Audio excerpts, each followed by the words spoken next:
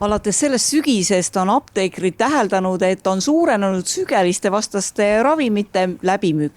Perearstid ütlevad, et tegemist ei ole hooajalisusega, vaid pigem on jäänud ravi lõpetamata või siis pole samal ajal ravitud pereliikmeid. Nii võib küll tunduda, et haigus on välja ravitud, kuid tegelikult tuleb ta tagasi. Sügelised on nakkushaigus, selle tekitajaks on sügelislest ja sügelised ei ole kuidagi halva hügieeni haigus. See ei tule inimestele pesematusest, vaid ta eeldab ikkagi enamasti nahk-naha kontakti. See, mis on sageli peredes, lastekollektiivides, aga ka lähisuhetes ja intiimsuhetes. Ehk selleks, et sügelislest nakkuks, ta siiski enamasti tahab nahk-naha kontakti. No kuidas me sügelised üldse ära tunneme, et mis need esimesed sümptomid on? Tüüpiliselt tekib sellised lööbeelemendid, mis on enamasti paari kaupa.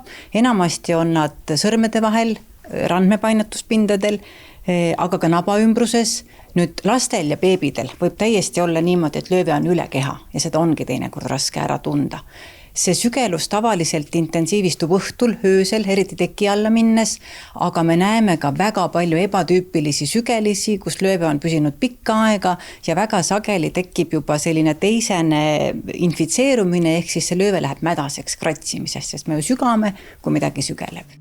Kui perearsti vastuvõtule jõutakse sageli alles siis, kui sügelus on juba välja kannatamatu, siis koolides märgatakse esimesi märke tihti varem. Tõsi, varases staadiumis ja seda peetakse pigem allergiaks.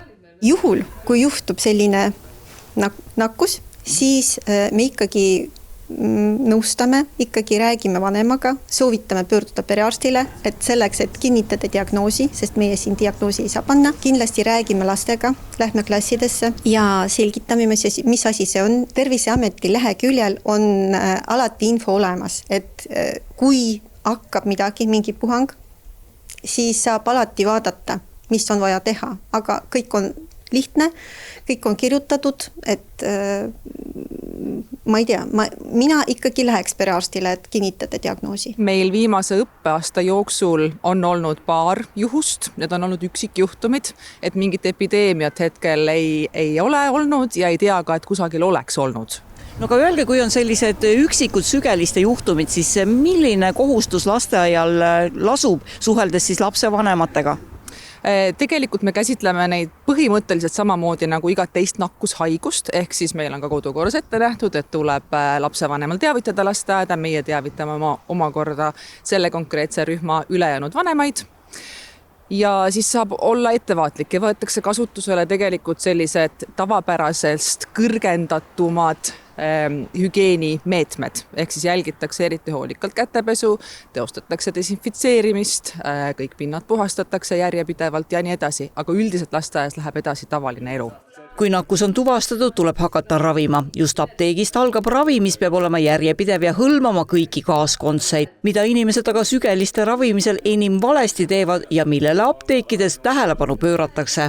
Septembrist detsembri sügeliste haigestumine tõusutrendis, nüüd ta aasta algusest on natuke langenud. Eks nad tulevad siis meie juurde ja me püüame neid aidata. Loomulikult kõigepealt esmane on see isiklik hügieen.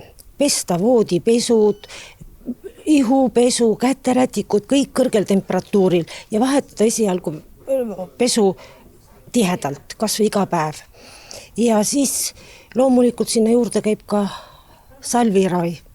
Ilma selleta ei ole võimalik. Et selleks on olemas käsimüügis saadaval 2 keel ja salv.